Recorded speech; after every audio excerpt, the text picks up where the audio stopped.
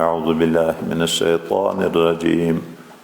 بسم الله الرحمن الرحيم. يا أيها الذين آمنوا استعينوا بالصبر والصلاة إن الله مع الصابرين ولا تقولوا لمن يقتل في سبيل الله أموات بل أحياء ولكن لا تشعرون. اللهم صل على سيدنا محمد وعلى آل سيدنا محمد وبارك وسلم عليه. پرون سبق کې اخرنی آیاتو کې د علم لدونی او د ذکر مباحث ذکر شو چې په یغو سره سړی الله تعالی ته وصل کیږي، د خدای متعال قرب انسان ته حاصلیږي. اوس ذکر خو کوه، په ذکر کې به تکلیف در باندې راځي، بیا به څه کوې؟ ذکر کوه خو بل طرف ته په مقابل کې خواهشات په سړي غالبه کیږي، بیا به څه کوې؟ د الله دوستی غواړې، څه به کوې چې الله دوستی ته ورسېږي؟ نو ربي کریم بیا دلته علاج کوي. یا ایها الذین آمنو، ای مؤمنینو، استعینو، تاسې طلب د معاونت وکئ، مدد وغواړئ د الله تعالی نه په حصول د کمالاتو باندې، بالصبر په صبر و صلات او په صلات. صبر وکئ، په چی شي وکئ؟ څو خبرې دي اوس دلته. صبر حبس النفس ته ویل کیږي، ځان بندول، نفس بندول په خلاف د مقتضا د نفس. نفس نه غواړي خو ته به نفس بندوې. په اوس مکاره په ټولو عباداتو کې په نفس بوج ده، نفس باندې تکلیف ده. ته به صبر کوي په دا مکاره باندې، په دا تکالیفو باندې به صبر کوي چې دغه ته ویل کیږي صبر علی الطاعت. ولې حفت الجنة بالمکاره، جنت خو په تکلیفو کې پټ ده، چې تکلیفونه تیر نه کې جنت به بیا څنګه لاړ شي؟ نو ته صبر کوه په تکلیفو باندې. روژه تکلیف ده، لمونځ تکلیف ده، زکات تکلیف ده، حج تکلیف ده، فرعي او اصولي، فرضي او نفلي، ټول امور دا په نفس باندې تکلیف ده. خدا د تکلیف مرحله ډیره کمه ده، ژوند ډیر نه ډیر او یو اتیا کاله عمر ده. د موږ په یغو کې د کنکتوب عمر هم الله تعالی راته معاف کړی ده. دا د مکلفیت دور کې لږ په عباداتو تکلیف باندې صبر وکړه، هلته به بیا ابدي زندگی، ټول عمر بیا مرګ چې نشته، بیا په جنت کې خواهشات پوره کېدل وي، هلته به بیا د راحت زندگی وي. ځکه چې جنتیان جنت ته داخل شي، چې داخليږي ځواني د آدم علیه السلام غوندې، شپېته ګزه جیګ، ښایست د سپوږمۍ یا د ستورو په انداز باندې، خو په ننوتل کې ملائکې زیری ورکوي. طیبتم، پیغام وویل که نه، فادخلوها خالدین، ننوځئ جنت ته په داسې حال کې چې همیش همیش به یې بیا په دغه جنت کې بیرته وتل نشته. زیری د خلود هلته لیا ورکوي. بیا نو ټول عمر ذاتي ځواني ده، سپینګرتوب نشته، ټول عمر صحت ته، بیا مرض نشته، ټول عمر راحت ته، بیا ستړتیاوې، تکلیفې، مزدوري، تکلیفونه بیا نشته، ټول عمر خوشحالي ده، بیا خفګانونه نشته، ټول عمر محبت ته. په د جنت کې د جنتیانو داسې محبت لکه دوه ورونه په منځ کې محبت، بیا حسدونه نشته، بیا بې اتفاقۍ نشته. دغه ابدي ټول زندگی خواهشات د تا پوره کیږي. لکم فیها ما تشتهی انفسکم، چې زړه دې څه غواړي هغه درکول کیږي، هغه پوره کیږي. خو دا دغه تکلیفو د دنیا باندې صبر وکړه. استعینوا بالصبر، صبر علی الطاعت، چې دوم تعبیر صبر علی المکاره، په تکلیفو صبر وکړه، چې جنت په تکلیفو کې پټ ده. دوم صبر عن الشهوات، زړه د انسان ګناه غواړي، خوندونه غواړي، ته صبر وکړه، ځان نفس ته رابند که.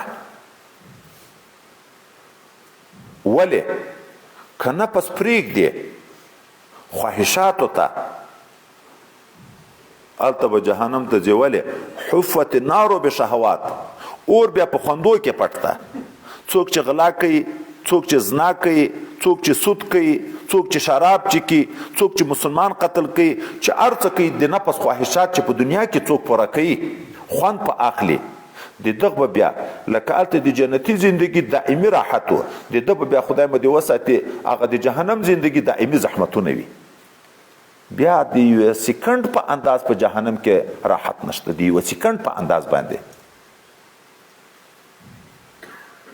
نو صبر وکړه په عباداتو، په اذکارو، تکالیفو باندې تکلیف برداشت که کنه. والله زړه مې تنګېږي، په سر مې بوج راځي، ساه مې بندېږي، بس دې پرېږدي عبادت، ذکر پرېږدي، بل عبادت پرېږدي. نه، صبر وکړه، د خدای پاک نه معاونت وغواړه چې توفیق درکړي په صبر علی المکاره، په تکالیفو باندې، او صبر عن المعاصی، د ګناهو نه، یا صبر علی المصائب. دنیا وروسته ولنبلونکم را روان ده، د امتحانو ځای ده. کله به ډار وي د دښمن، کله به بندیتوب، زخمیتوب، کله به مرضونه، کله به مرګونه، کله به لوږې. دا تکلیفونه به هم در باندې راځي، خو صبر وکړه علی المصیبت. ځکه د مصیبت بیا څومره ښه عوضونه دي، ابا بیا په وروسته آیات کې ذکر کو. نور دومره به درته وایي صبر وکړه په مصیبتو باندې، په مصیبتو څومره اجرونه دي. نو په ټولو کې د جنت زندگی برابرېږي. والصلاة، د والصلاة مخکې مو ویلي وو دوی معنا، معاونت وغواړه د الله تعالی نه په صبر. والصلاة، یا د صلات نه مراد لمونځ ده، او یا د صلات نه مراد دعا. خدای پاک ته زارۍ کوه، تکلیفونه به الله لرې کوي. یا لمونځ ده، او خصوصا په لمنځو صبر کوه. حضرت مجدد الفسانی رحمه الله ویایي انتهایی درجه د انسان چې راځي غایه د مقاماتو د عبدیت حقیقت صلات چې د لمانځه حقیقت ته ورسیږي. پرون موږ ویلي و، ترتیب مو ذکر کړی و، اوله وختو کې لطائفو کې کوشش کوه، بیا وروسته په نفي اثبات په لا اله الا الله ذکر شروع که، په هغې کې بیا تکلیفونه تېروه، بیا وروسته د مراقبو وخت راغی، بیا تلاوتونه دغسې شروع که، اخر وخت منتهي چې شو بیا نو لمنځونه ډېر وکوه. تر دغه نه ذاتي غټ مقام نشته چې سړی حقیقت صلات ته ورسیږي. بیا ډېر نفلونه د مشایخو حالات چې بیا ځای په ځای به راځي، شواروز کې 1000 رکعاته نفل کړه، 1000 رکعاته نفل، شواروز کې دومره کړه، شواروز کې دومره کړه. بیا هغه انتهایی مقام ده، بیا په لمنځو باندې خوندونه اخله، په هغو کې معراج المؤمن ده. ان الله مع الصابرین، صبر کوه، الله تعالی د صابرینو سره ده. د صابرینو سره دا څه معنا؟ ویا د دې معنا دا ده، د صابرینو سره ده بالنصرت، مدد د صابرینو کوي، کومک د صابرینو سره کوي. څومره چې څوک صبر کوي د الله تعالی نصرت په دغه سره وي. او یا معیت بلا کیف، قرب د خدای پاک نزدېکت او وصال، هغه د دوستۍ مقام ډېر دا د دغو تکلیفو سره کیږي. خو سړی چې فکر وکړي دا یو صبر لفظ ده، خو جوامع الکلم دي. صبر علی الطاعت، صبر علی المصیبت، صبر عن المعصیت، درې شیان. ټول دین کې راغی که رانغی. په ټول طاعتو صبر کوه، په ټولو مصیبتو صبر کوه، د ټولو ګناهو نه صبر کوه. خو راغی ټول دین شو ذاتي.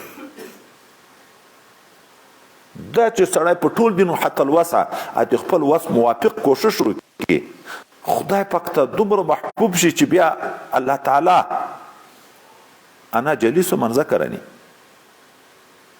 انا جلیس من ذکرنی، زه د هغه چا سره یم څوک چې ما یادوي. علامه رومي وی خوښي کې همنشین من همنشینی تو گردد خدای ما می باش هر دمه تو بیادی خدای ما. کدا غواړي چې خدای دې همنشین شي همیش بیا ذکر کوه او دغه ذکر سره بیا الله ته محبوب شي.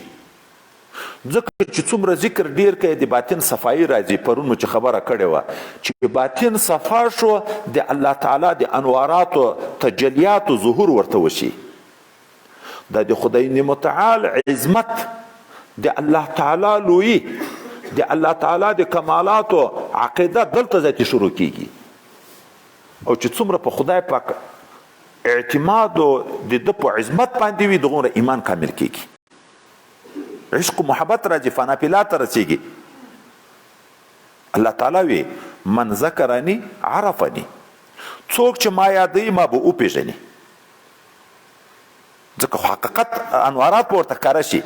ومن عرفنی عشقنی څوک چې ما وپېژني هغه به په ما عاشق شي.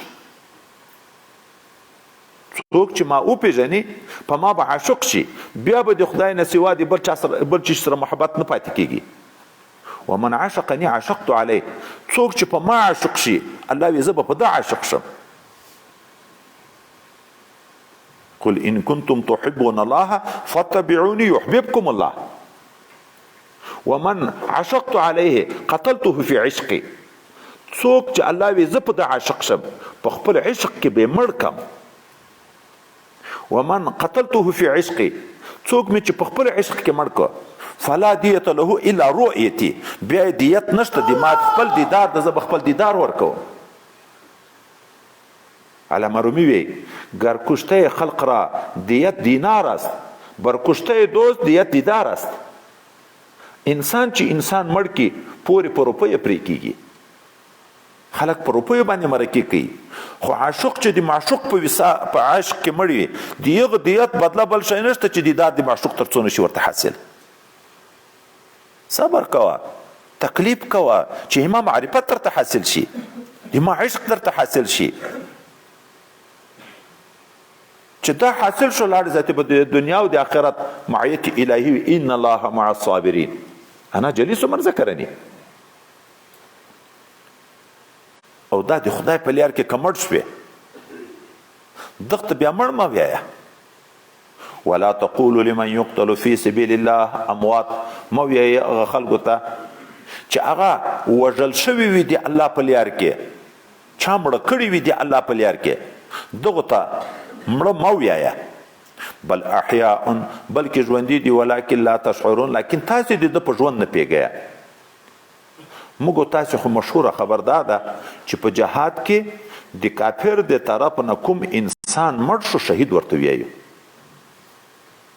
خو الله خو فی سبیل الله ټکه ذکر کړی. دا هم یاد لري ټول قرآن کې د جهاد مسله چې ذکر کیږي فی سبیل الله فی سبیل الله ټکی به وي. للهیت اشاره ده چې د خدای رضا نه و مطلوب یغه تم فی سبیل الله بیا نه ویل کیږي چې جهاد په نور نیتو بیا فی سبیل الله نه ورته ویل کیږي. خو چې علم د خدای د رضا د پاره کوي فی سبیل الله ده. دا د طالبي په ژوندۍ کې چې سړی مړ شو خو فی سبیل الله مړ شو.